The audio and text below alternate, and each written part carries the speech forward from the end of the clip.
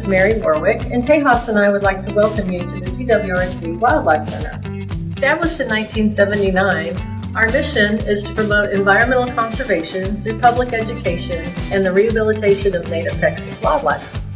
TWRC takes in approximately 4,500 animals a year, all of them native Texas wildlife.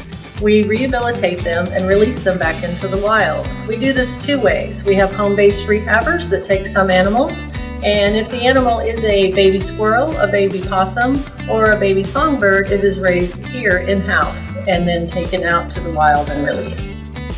My name is Amber Lown, and I'm the Educational Animal Coordinator for the TWRC. Today I'm going to introduce you to some of our animal ambassadors. This big guy is named JJ Watts because when he came to us, he was the same length as the height of a certain well-known local football player.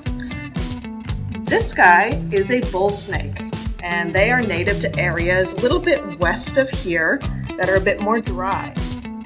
Bull snakes often run afoul of people because they are very convincing rattlesnake mimics, but they are not venomous. You can see from his coloration and the texture of his scales how he could be easily mistaken for something a little bit more dangerous. These guys are actually fantastic neighbors to have, and many snakes are, in fact, great neighbors. They help to control rodent populations that would otherwise run amok and spread disease. If you find yourself encountering an unwelcome snake visitor in your yard, there are some tips for staying safe, including never picking up a snake that you are not 100% sure of the identity, and never placing your hand in areas that you cannot see that might harbor snakes.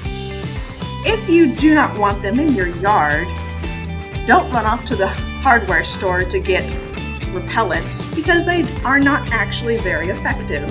Instead, what you can do is cut your grass short, remove all debris that might hide snakes, and if you find one that might be venomous, you can encourage it to move along with a blast from a cold water hose.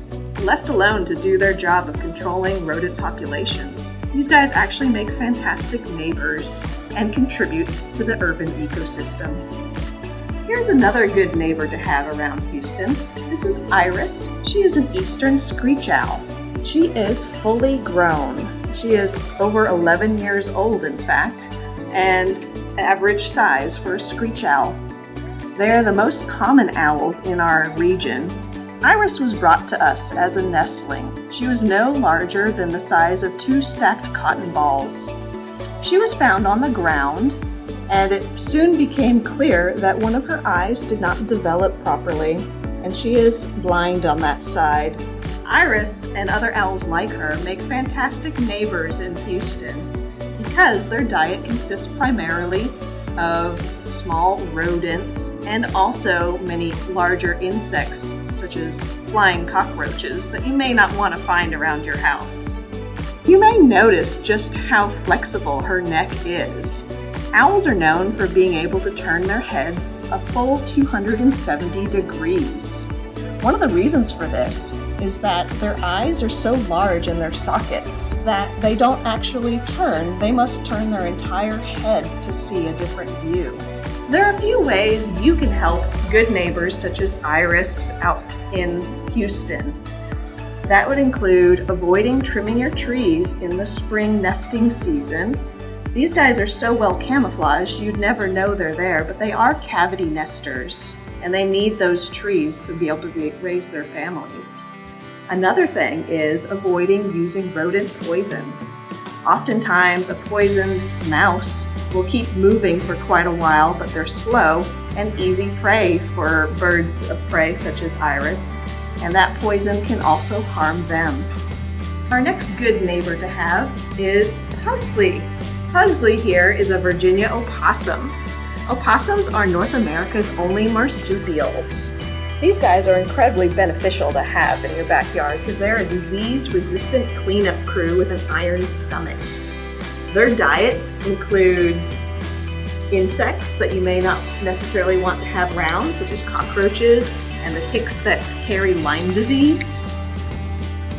They'll also eat dead animals or carrion and clean up things that you don't want lying around spreading disease or rotting, such as overripe fruit or expired vegetable matter.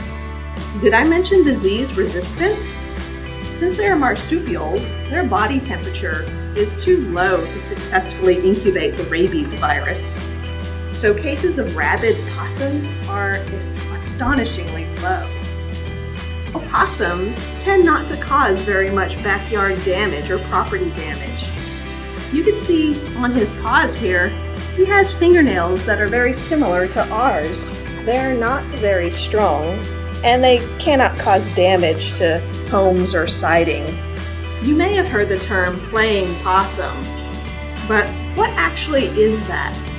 As a matter of fact, it's not an act. When a possum is very frightened, maybe it's faced by a predator or a dog, they will in fact faint, and their body temperature will drop a few degrees. They might foam at the mouth and release a very stinky smell. That's all to convince a potential predator that they're probably diseased or dying and not actually a very good meal. That state can last from minutes to hours, and they're actually very vulnerable while they're out.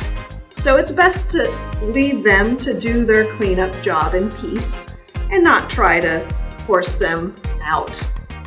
Give these good neighbors the space they need to do their jobs, and they'll serve you well in your backyard.